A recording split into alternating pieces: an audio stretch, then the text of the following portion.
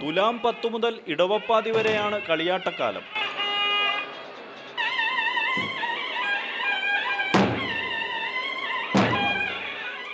പഴയ കോലത്തുനാടിൻ്റെ ഭൂപരിധിക്കുള്ളിൽ കളിയാട്ടങ്ങൾക്ക് തുടക്കം കുറിക്കുന്നത് കൊളച്ചേരി ചാത്തമ്പള്ളിക്കാവിലാണ്. വിഷകണ്ഠൻ തെയ്യമാണ് ഇവിടുത്തെ പ്രധാന കോലം.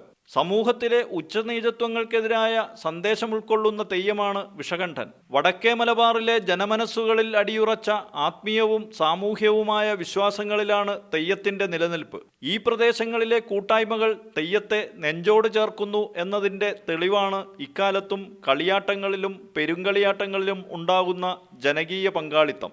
ഇടവപ്പാതി മുതൽ 4-5 മാസക്കാലം തെയ്യങ്ങൾക്കും കോലക്കാർക്കും വിശ്രമകാലമാണ്.